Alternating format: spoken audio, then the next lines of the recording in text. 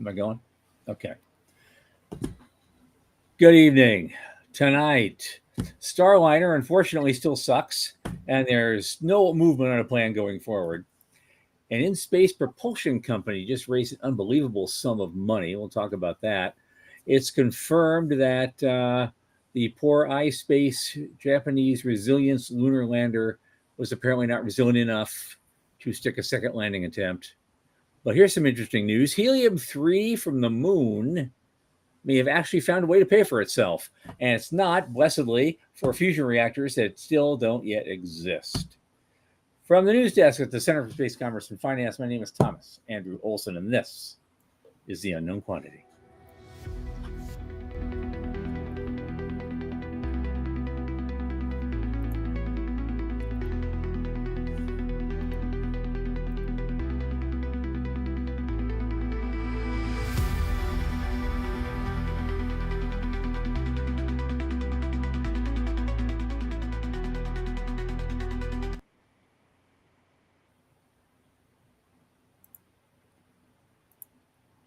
Good evening again. It is, of course, shameless plug time. As you know, this program is brought to you by the Center for Space Commerce and Finance. And what do we do? Of course, you should know the litany by now. We champion and strengthen emerging space startups, space scalable SMBs, and space adjacent enterprises worldwide. Through advisory, access, and advocacy across the funding spectrum, our programs fortify business plans and investor readiness for founding teams at various levels of development. A lot of our work, especially this podcast, supported by our listeners and fans like you. So if you go to the QR code at the upper left of the screen, it will take you to our donation portal. Keep helping us out. A little in the tip jar each month, each week, each day makes a big difference. Thanks in advance. Joining me now is Michael Lane from Liftport. Come on in, man.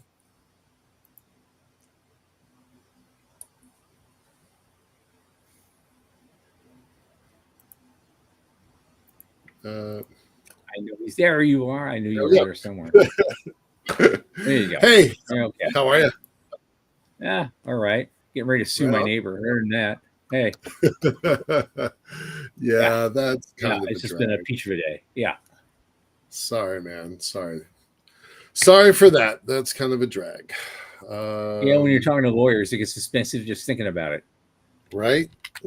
What's the most expensive room you've ever been in? I'm at $3,000 an hour. I had a $3,000 hour once. Wow. Yeah, that was a bad day.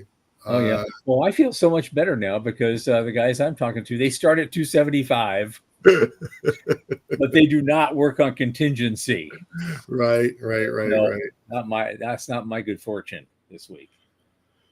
Well, sorry to hear that. Good luck with what's going on there. It is what it is. We'll see what happens. Yeah, I know there's a lot of new bamboo in the future, so that's going to be fun. Okay, all right. Yeah, up here in the Pacific Northwest, there's a lot of wild bamboo, but it's not wild here. It's just somebody from somebody's yard, and it goes down by the wind, and it gets in someone else's yard. And well, some of the stuff you can get here like grows like a foot a day or something. It's just insane. So I'm looking forward to that. That'll be a living spite fence. It's going to be great. 40 feet high by December, like yes. Right. Slow news day. Yeah, Not a lot going on, but interesting tidbits. I led with, the Starliner sucks, and it does. It's still having the same problems. No one's gotten to the bottom of them. And then NASA can't seem to make up their minds on whether or not the next mission they do fly will be crewed or not.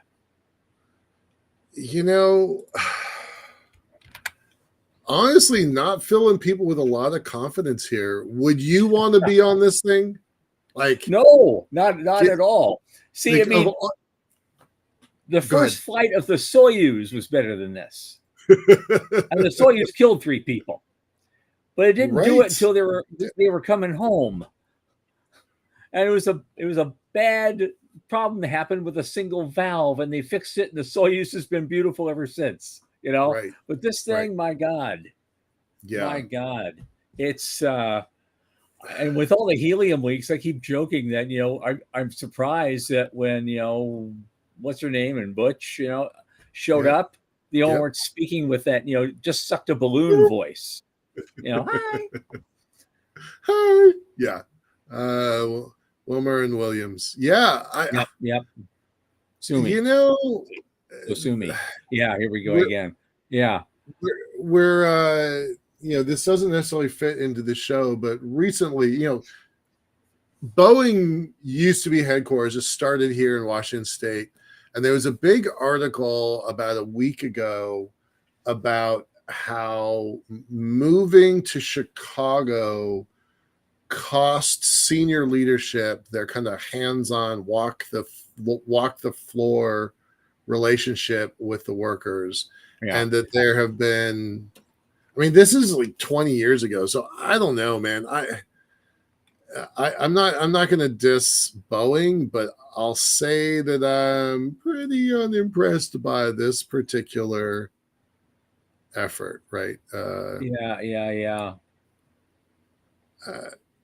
I mean, what else? I don't know that there's anything new to say except, it's $2 billion in that Boeing has charged more than $2 billion, and we still don't have anything that was dependable. Right.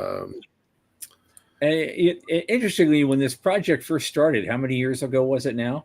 I was actually defending them. I was rooting for them.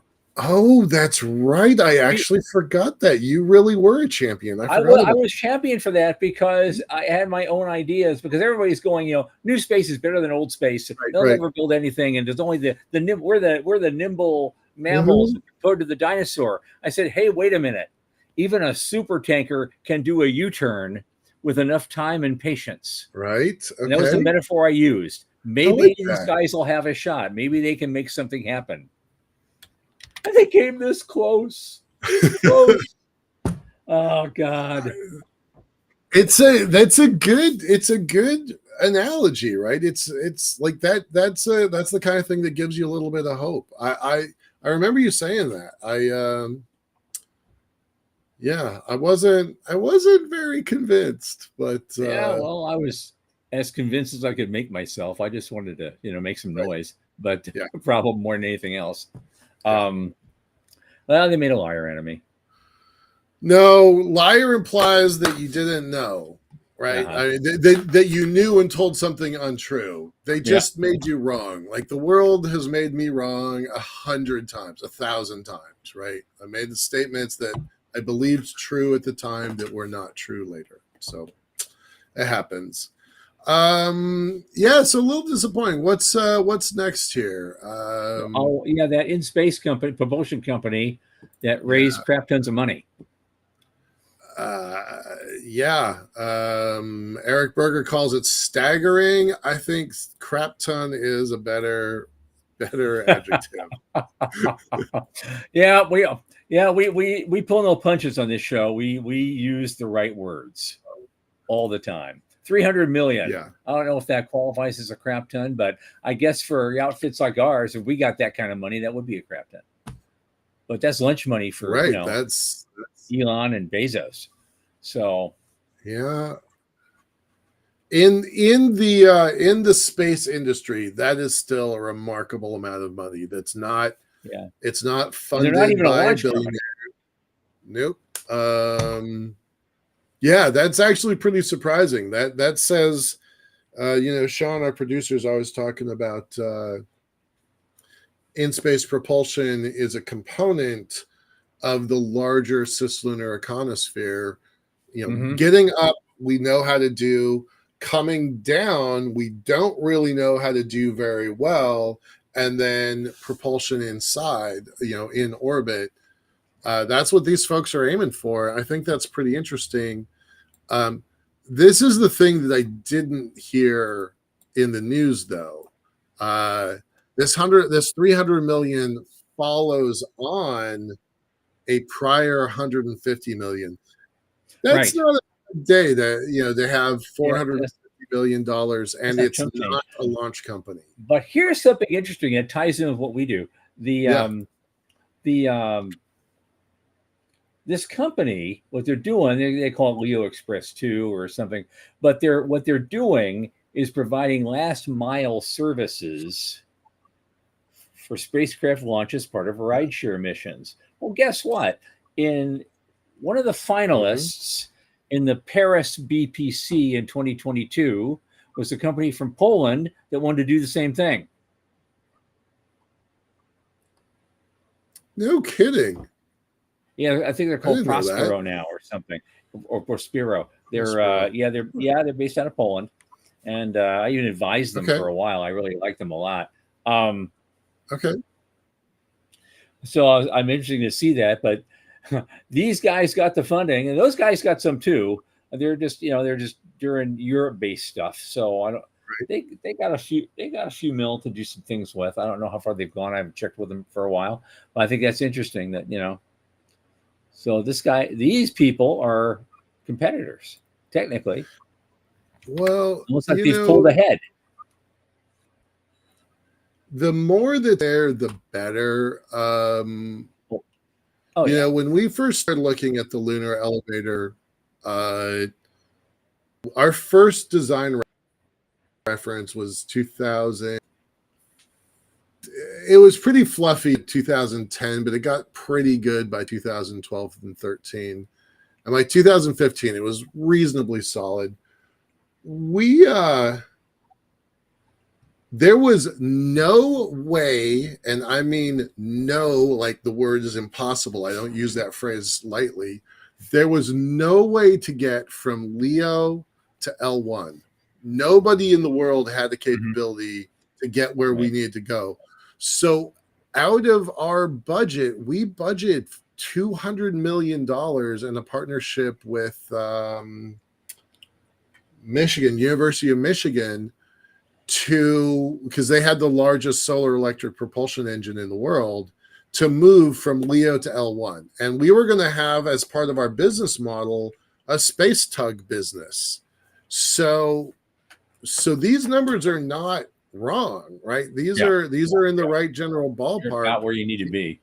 Right. Given 15 years, given 10 years, I love that they have in-space propulsion and it's a thing, right? I'm not saying these guys are doing a tug, although I do wonder if that's where they're going. That's not what their article says. That's just my supposition. I want to be clear about what we know and what we don't know. But sure, well, I imagine the people who put 300 million in them know where they're going. They know quite well where they're going. They're just not talking about it. Right. Yeah. That's a big bet. Wasn't Mueller something reasonable in their hand? Wasn't Mueller one of the very first SpaceX employees at all? Like, first 50 in the door or something like that. He sounds familiar. Yeah, I kind of feel like I know that, but I don't think it's in the article. So I don't know. Somebody can fact check me on that. But I think it's true. I think it's true. Yeah.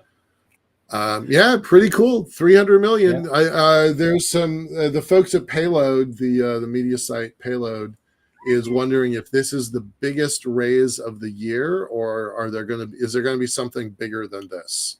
Well, this will be we'll see. I mean, because we're only like 5 months and 9 days into the year, so we're not even halfway there yet. Right. So things could happen. Usually, if you get if another big hit comes in, it usually comes in September. Yeah.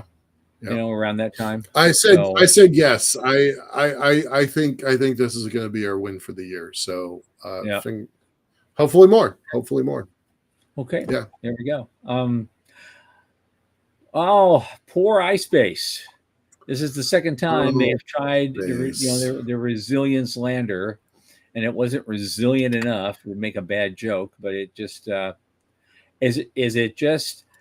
Sometimes I wonder if it's just about, these things are too long and skinny and their mass balance changes because the moon's gravitational pull is a lot less, and that's messing them up. And because the balance is wrong, then they just can't maintain that when they're trying to land, and the thing falls over because it's top heavy or something now, when it would have been perfectly fine in a higher gravity environment. I don't know. That's what you got from Symposium, Yep. right? Like there was that failed Yep. lander during the weeks of Space Symposium. So you're wondering if apply that same right, knowledge because to the this. Firefly Oh, lander is interesting. relatively squat, and squat Right. landers, squat, fat at the bottom landers seem to do pretty well than tall, skinny ones. So that would be an interesting thing to. Todd. Well, and by the way, we'll get Doug Plot's question here in a second. But I can't see Jason anything in the chat on my screen tonight. I can't see the comment flow at all. There's nothing. It's just a blank screen. Curious. All right. Well, it errored out there's when a good I first comment logged from in. Doug. Nothing. Weird. All right. Well, Plata's got a good question, so I'll answer that in a minute. But Jason is Jason's asking about making the point of 4 down and 20 to go. That's lunar missions. So you're right. Like there is some optimism here because there's still a lot of missions on their way to the moon. Our track record's not great. It's not terrific. This is going to make for an interesting conversation that I'll probably have with David Livingston on the year-end wrap-up show. Probably good. Yeah. It's going to be a major topic.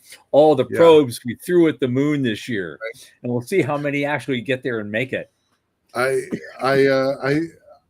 did a little bit of looking around for my own pitch deck, and I'm not satisfied with the answer because it's inaccurate information. So don't hold me to this. But recently it looked like it was a 45% success rate.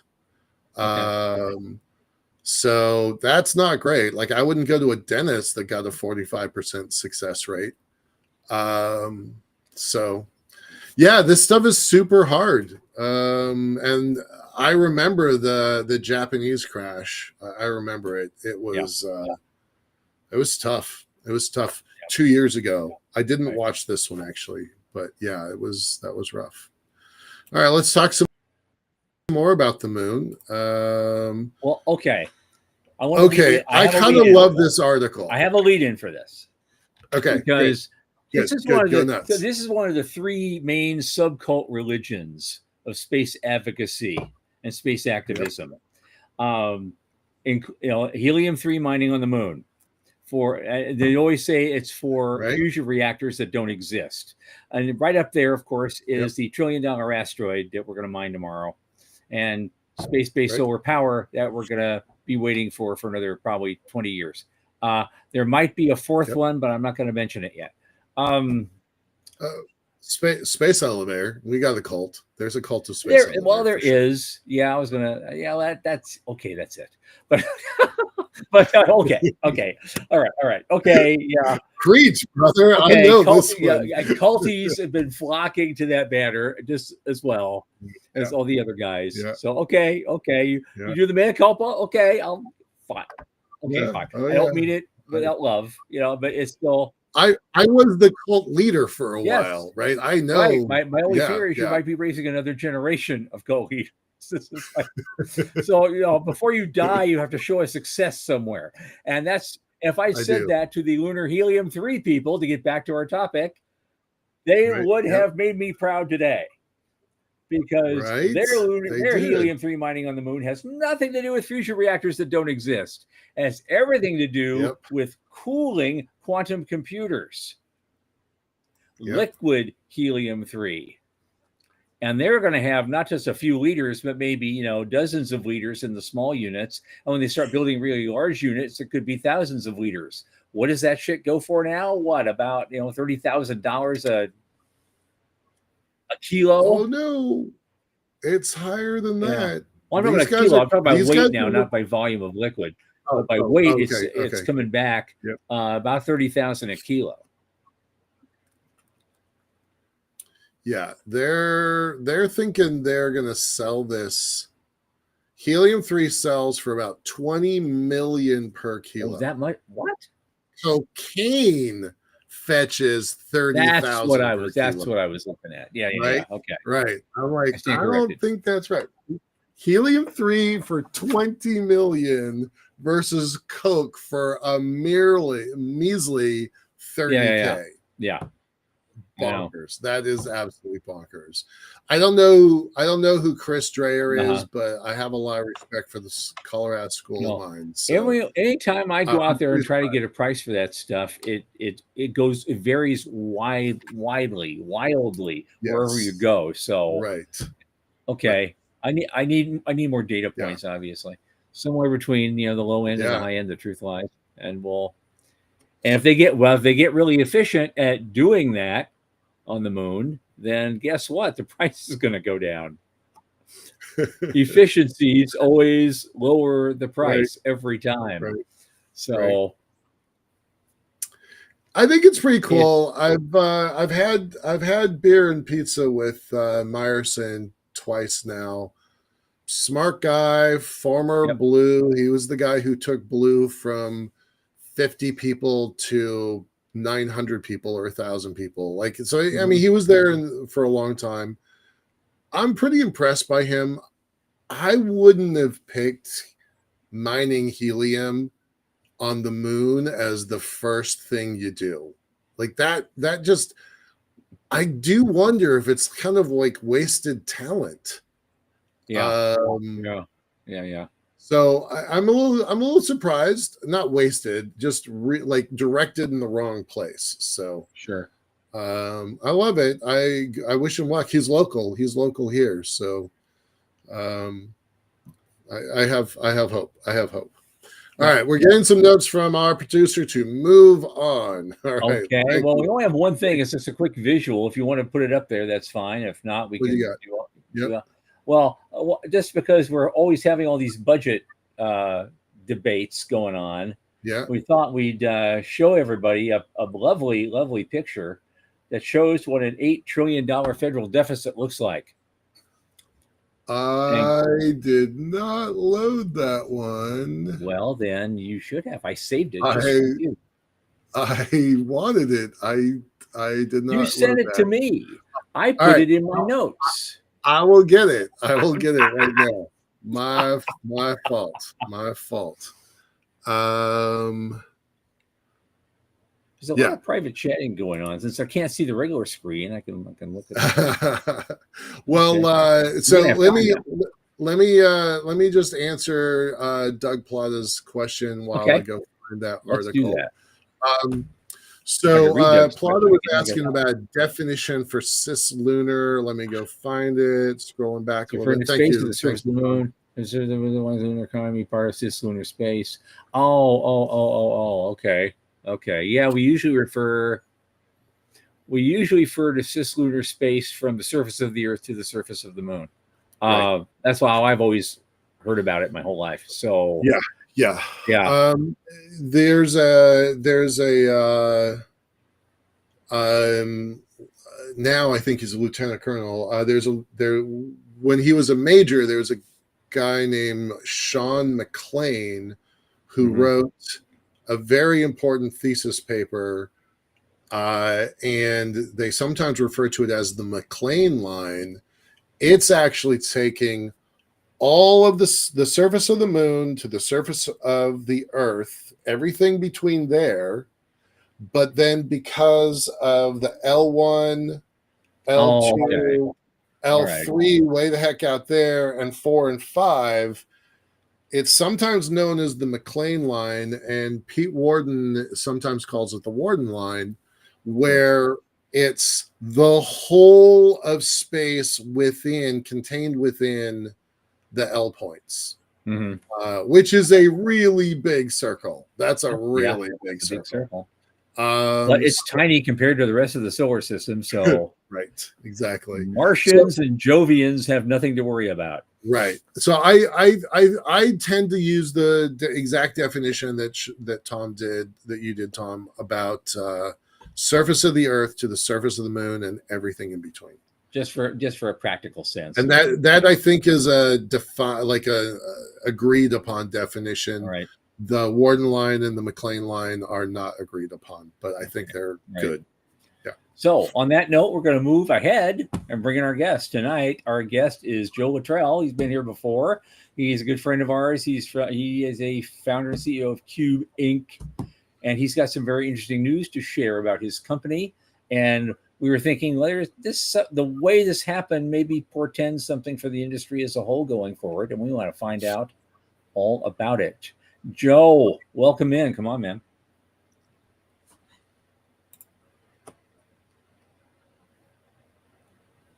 We got your name up there, dude. You have to show up now. There he is. There he is. Good to see you, man. Good seeing you. Thanks for having me back on. I appreciate that. So you had some been a weird adventure this last month. Some big coup in the last few days. Tell us all about it. Come on. Yeah. Fill us in. I know it's an exclusive, so I just got. Okay. Well, it's I just got back from the United Kingdom. I was there for a week for our latest project. We are working with a group called Ofwat, which is, I guess, the Office of Water for the UK government.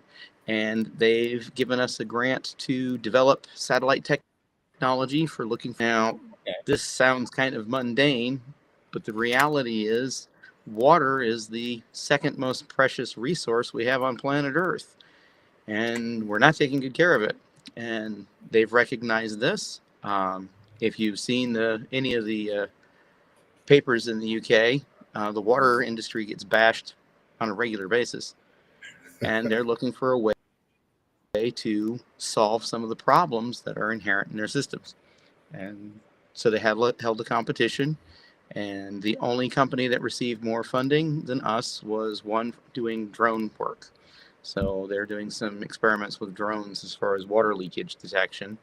And we've decided to up that game a little bit, and we're going all the way to space.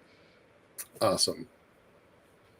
That's super cool. I'm going to post the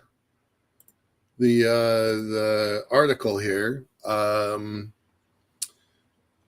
the way, shout out to Tom and the Center for Space Commerce and Finance. Space in Africa was our one of the companies that came through our competition about 7 years ago or so. So shout out to them. You're going to build satellites that monitor water in the UK. So tell us about that. Like, how did that happen? What's this about? What do you get out of it? What are your plans? Okay. Well, one of the things, I have a bit of a background in water. I spent a few years as a water quality, call it an engineer, technician, whatever. I think it's just, shorthand for somebody who runs around in sewers. Mm-hmm. I spent a good deal of time looking at water treatment and wastewater treatment facilities throughout the 8 states across the northeastern United States. And water quality in the United States is some of the best, but also at the same time, it's in dire shape. Now, the UK is different. In the United States, we have close to 16,000 water districts. Yet in the UK, they only have 17 water districts. Oh, okay. So they cover much larger territories. They're responsible for the condition of the water for a good deal more people on a per company basis, and that has led to some issues. The way they were managed, the way they replaced all of their gear, and it's just caused this back. Sometimes it can be weeks or months before they're able to find some of these leaks. Some of them are deemed too small to worry about, and that's not a good thing. Realize that in most places we waste anywhere between 20 and 50% of the water before it gets to your tap. Okay. Wow. The UK is on the higher end side. And that's water that we need to be managing better. The reason these numbers are so bad is, people don't think about it. You turn on the tap, you get a glass of Right. water, Take it for granted. you go about your day. You take it for granted. It's a very cheap commodity. So we see it as just another resource that, is always there. But the reality is it's not always there. There's a lot of work that gets that water from a raw state into your tap. And that has a cost to it. And that cost is going up. And that doesn't include infrastructure upgrades. Well, Yeah. let's just say that 100+ years of plumbing is now needing to be replaced. And you got to find. Are you sure it's not 2,000 years worth of plumbing? Because I'm pretty sure the Romans had something to do with the UK water system. So. Yeah, I wasn't going to go there, but yeah, some of the plumbing's been there for a long time. I'm hoping they're not using the stuff from the Roman era, but yeah, hey, you never know. That would be kind of dangerous. We've got a question. I know the answer, but I want to give it to you to answer. Is this suborbital tech that you're using, or going all the way? This is fully orbital. This is low Earth orbit. We're running usually between 350 and 450 kilometers up. So that's a sweet spot for our gear. We get about 5 meters per pixel there. It's like, well, what kind of water leak can you see? Well, there's a huge temperature change when there is a water leak. It's usually very, very visible both in the summer and the winter time. There's also vegetative states that change. The vegetation around has a color shift to it. This can also be used for looking at algae blooms that can cause problems with the water. You don't want that. You really don't want that. You don't want that in your water. Right. So there's a lot of use cases for it. The primary one is the water leaks. And if you have a main trunk go out, now, mind you, in a city, this doesn't matter. You've got enough eyes on it that somebody's going to notice that there's like water leaking out of the road. That's typically how we find them in the United States. But out in the rural areas where there's not a lot of eyes on a water leak, it can go for a long time before it's discovered. And the objective is to discover those faster. Now, there are a lot of companies that have used satellite data before, and even the water the companies that work with them have used water or satellites to find water before. The problem is it's been a postscriptive, not a prescriptive action.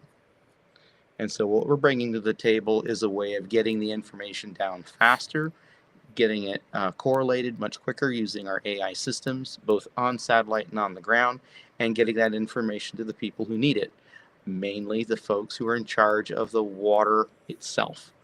So there's no huge pipeline, pun intended, to get the data from our satellites to the engineers.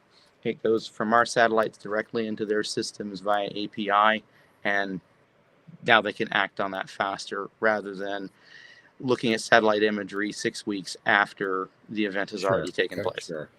Who are you ride sharing with? We are flying on Innospace for this one. We'll be on their second bird. The current plan is for an October launch. That's what they were targeting. I don't see it going too much. We all know how new companies go with rockets. It takes time from the first rocket to the second rocket. So that date is flexible, but our objective right now is to have everything on orbit by May of next year. We do have backups in case something goes wrong with Innospace, and we're building more satellites than we need just in case. Yeah. We're following the standard rule of threes when you're building for space. The Romans had it right. Always building threes. So you're all ready. You're all geared up to do this thing, or are you staffing up a little? Have to build more infrastructure, or to get this done? We are staffing up a little bit. One of the reasons why we're in the UK, also with the kickoff meeting, is we got a tour of the Goonhilly. I guess the best thing to call is a technology or telecommunications center. This place has some satellite dishes that are, I think their largest is 32 meters across. Yeah, these are the big boys. And we're looking at installing a 5-meter dish there and connecting into their data center so that we have the data pulled straight down, processed, and out the door. So we're looking at that. That will complement the system we have here in the United States. We are going to be bringing on a couple more, primarily in engineering. We think we've got our systems down to a pretty mature level. It's just, let's get it built, let's get it launched, let's get the data to the people who need it. Terrific. How long is it? How long is it going to run? This is a little bit of a risky move for them. So how do you buy down that risk? How long is it going to run, and how do you deal with the risk? Well, the project has a 2-year lifespan. That's what we're there for.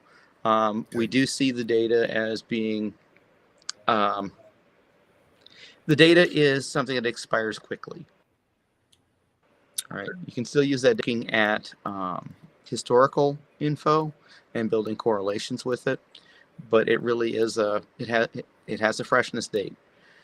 So we see that as for the first 2 years, we're going to get launched, we're going to get operational, we're going to see what we can do as far as that water leakage issue. But there are other things that the satellites can do while they're on orbit. All right, when we're still staying within the water realm. I talked about algae blooms before. You could see illegal extraction of water, or worse, somebody putting something into the water that's not supposed to be there. Wow. That's okay. This happened in several states in the Northeast with fracking, where it costs so much the water that sometimes it might be easier to just sneak off into the corner where a river is and start dumping it. All right. Wow. Spooky. Yeah, so that there's the potential for tracking that down. Yeah, and the killer app hasn't been found for water yet. This whole water satellite thing is so new. We don't think we have the killer app for it. Okay.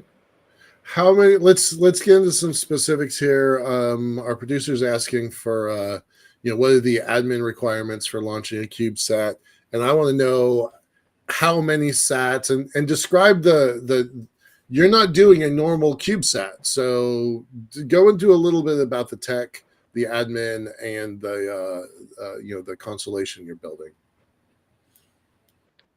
Okay, so it's a constellation of 6 satellites, and you're right, they're not CubeSats. These are pocket cubes. So I'm going to do this in multiple measurements, so bear with me. All right, a normal CubeSat is 10 centimeters by 10 centimeters by 10 centimeters. Not quite, it's 11.3, but reasons. Pocket cubes are based on 5 centimeters. So instead of being in U.S. terms 4 inches across, we're 2 inches across. We're 1/8 the volume of a CubeSat. And so you can't build anything useful at that scale. That's what we've been told. And just like the folks who started the CubeSat revolution, it's one of these moments where you say, here, hold my beverage. I'll be right back. We've built them. They're sitting here on the lab. I've got them working on the table here, so we know that it does in fact work. If you want to see some really cool stuff, Alba Orbital has been getting some of the first imagery back from a pocket cube. Not the first, but some of the first. So this is stuff that's been done before, and there are other companies that are doing this at this scale. Just none of them in the United States. So there's precedent. We know we can do it. So 6 satellites, because of how England sits in this whole globe thing, it has to be a polar. We're putting the 6 satellites into a staggered polar orbit. That should get us enough passes to do what we need to do on a daily basis, because we'll get 2 passes a day. Is that all? Sometimes only 2 passes a day per satellite. That's less than I thought. So what's your overlook time? What's your look down time? Well, that's just it. We have minutes to work with here, and This is where I say, you've exceeded my capabilities. Let me go get my engineer who does Okay, all of the orbital all right. mechanics, Okay, and they can okay. talk. That's and fair. Well, all that's going to be this my stuff. next question too. Is like, okay, you only have a short window to go over this and collect data. Is that enough, to work with until the next It is. pass? Okay. It is. Okay. Right. Ultimately, what we want to do with an entire constellation is be able to do this every 15 minutes. You're not doing Right, that with okay. 6 satellites. That's going to take closer to 200. Okay. But the idea is to do this as a test to see Mhm. if it can work. We're trying to prove that this methodology works and that there is power in satellite data and using it in a new and novel way. Having said that, if you pass the test, does that mean you could conceivably get a much larger contract to do a whole lot more? Yes. What we're looking at is then offering it to all of the water companies. So that they would, and this would be a boon. The idea is if we could lower the cost, and just think about these numbers for a minute, the amount of waste from water leakage right now, that if we were to reduce that by so much as 5%, it pays for all the satellites. Okay. Wow. All the constellation of 200 satellites. Okay. Yeah. Wow. Yeah. If we reduce water waste by that amount, we could pay for the entire constellation. That's the type of numbers we're dealing with. It's very compelling. We in the United States lose billions of gallons a day in water waste. Billions. The beauty of the satellites is, yes, we're doing this for the UK, but the constellation can work anywhere. It's instantly global. So problems on the Ganges River in India could be spotted and dealt with. This works in anywhere in Africa, in Asia. It doesn't matter. What is the problem you're looking for? Particularly in this one, water leakage or other water issues. You have an AI model, what's going on, gives a quick rough estimate on the satellite, transmits that information down. Which leads into admin. I mean, this is all API driven. We've done this. Yep. Our objective is to reduce the number of people necessary to fly satellites. What I like to say is, sensor know thyself. And why we keep talking about smart sensors? Let's do smart sensors. So our satellites are built with smart sensors from day one. That has always been the plan. It's not something new that we're bolting on. They've always had smart sensors. So the sensor is aware of itself and the software it needs. The CPU is aware. Well, it doesn't need to know about the sensors until it's hooked up and turned on for the first time.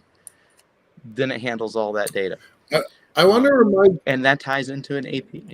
I want to remind people what we talked about the first time you were on the show, which is you describe yourself as a data company, and the satellites are second to that, right?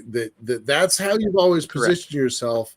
So when you start talking about artificial intelligence and API calls and apps that get to the water person, the water technician in the field, you're a data first, and the fact that you're sending a satellite to get the data, that's just secondary. You're a data company first. You made that point really clear the first time.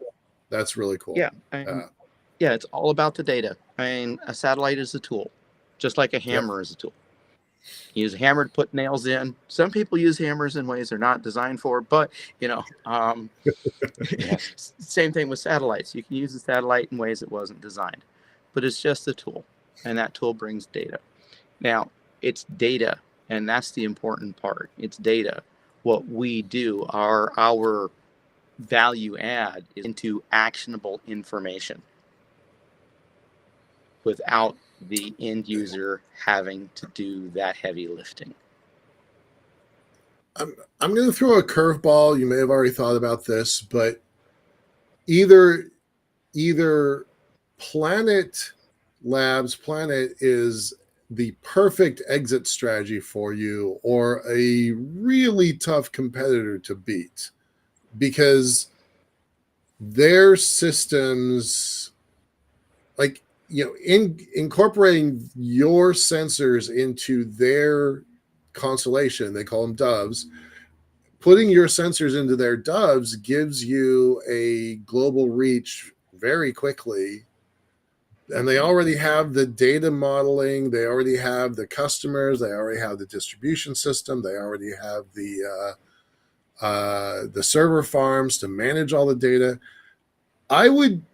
I'm curious, like, how do you deal with the planets of the world? I know they're not looking at the same thing that you are. I understand that, but it doesn't take much for them to integrate your sensor or an equivalent sensor into their constellation.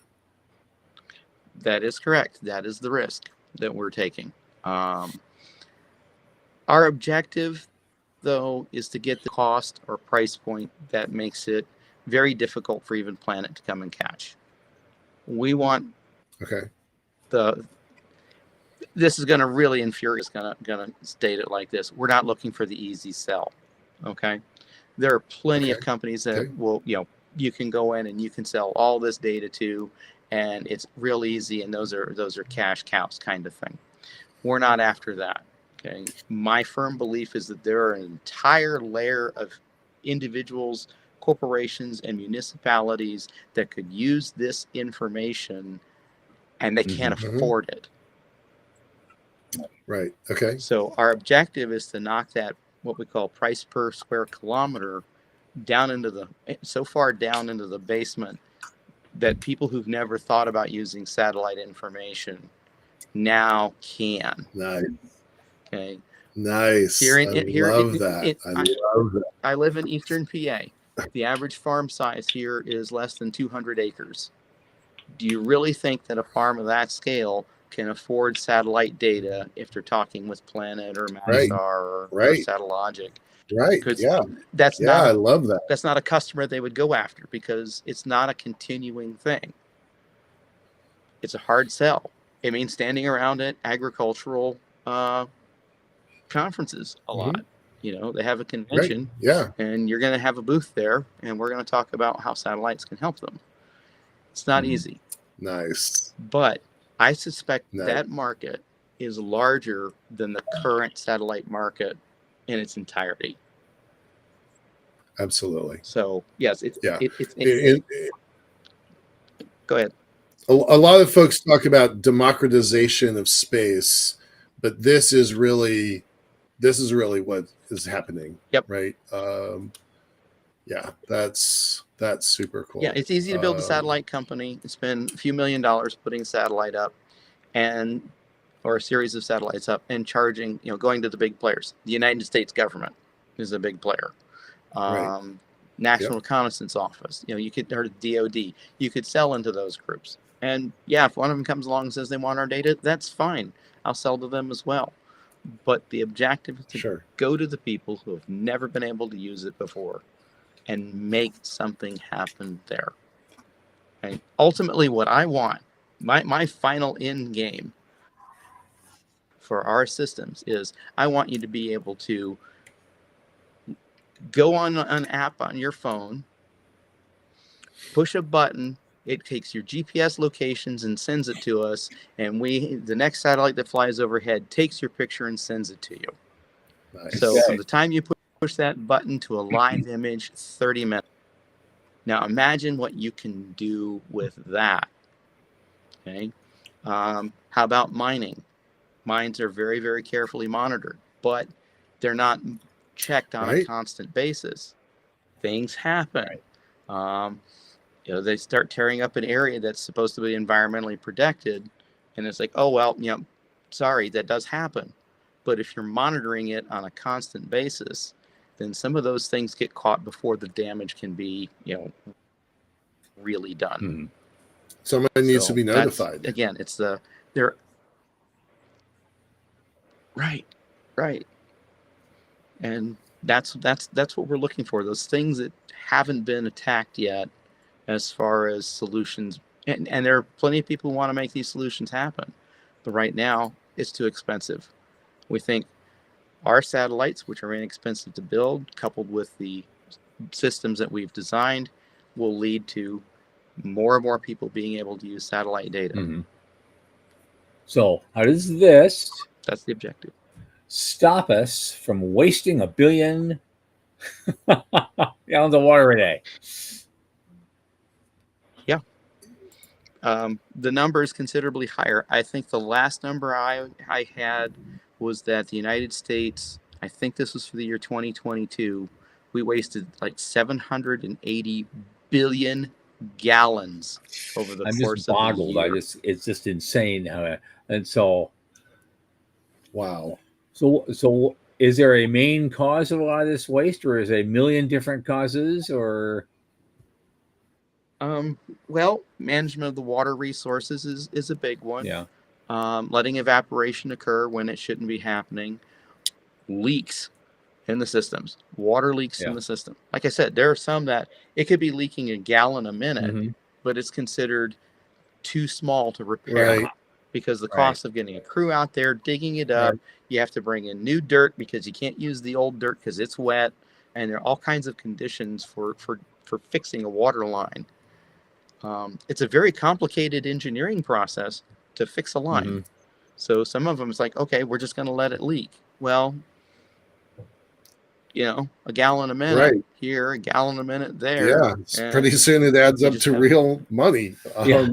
Right. A gallon here, a gallon Exactly. there. I know we need robots for that. We need little robots you could send into the pipes to go in and find those little leaks and Right.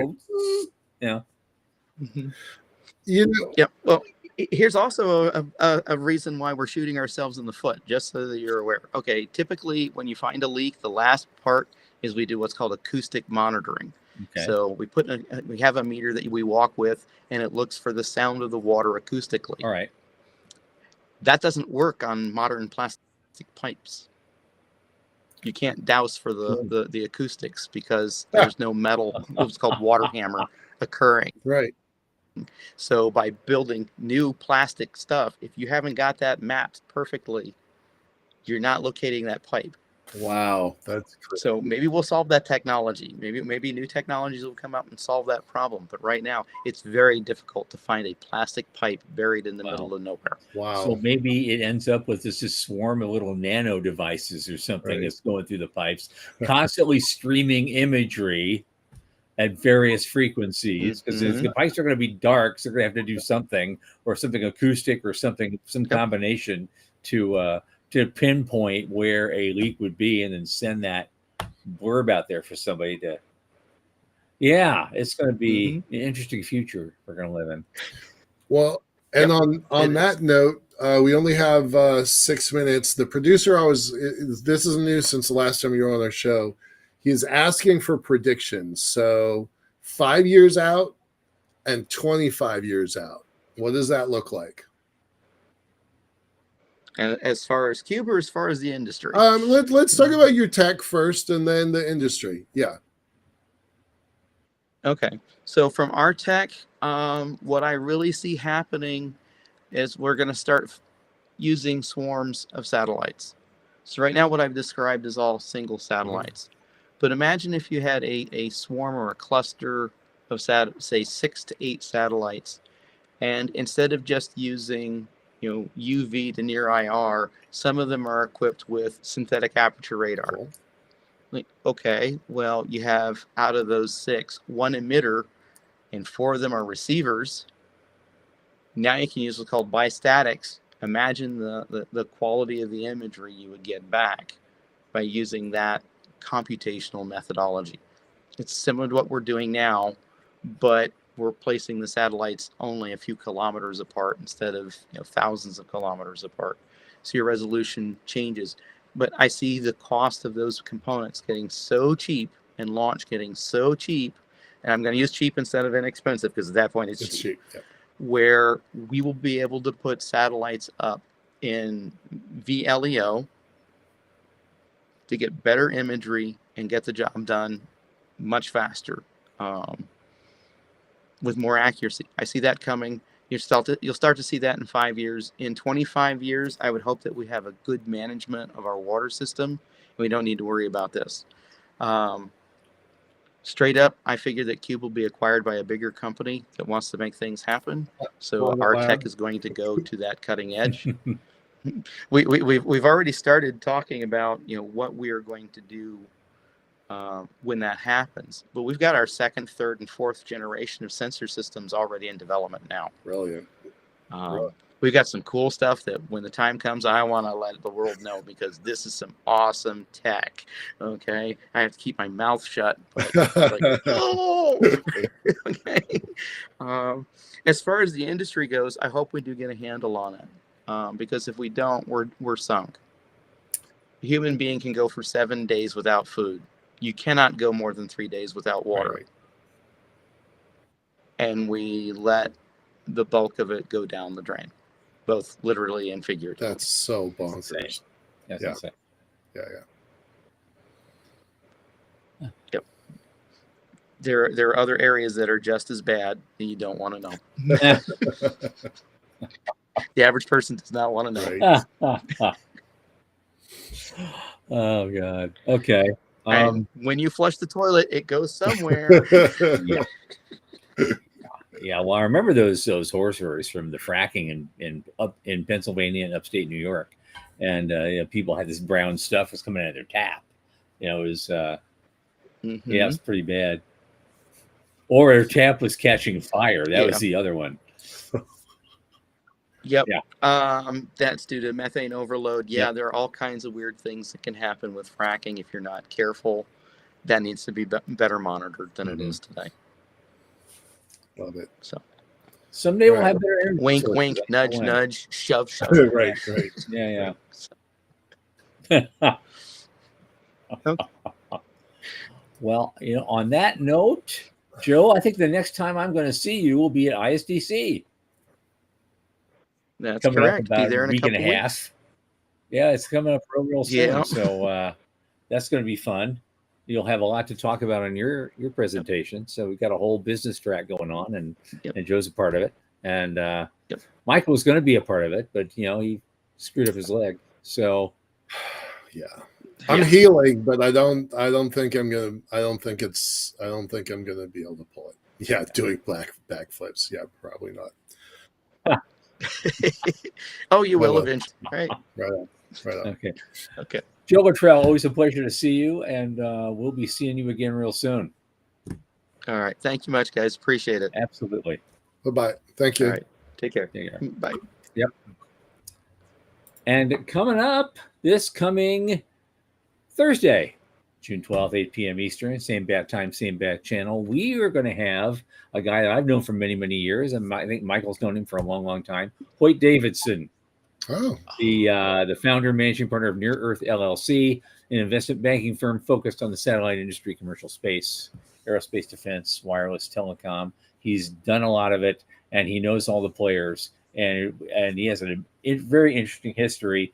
And it's been fun to watch to see what he's done with a lot of different companies, including a couple we may know of that may actually talk about, like right here. Yeah. So, I have been in the same orbit as Hoyt Davidson for 20 years, but I don't think I've ever sat down and actually had a conversation with him. So I'm really looking forward to this, because I think I'm going to learn a lot from this. He's a great guy. I think it's going to be a great show. I have, we go back 20 years. I have lots of questions for him. So it's going to be a lot of fun. It's going to be another one of those potential David Livingston moments. Yeah.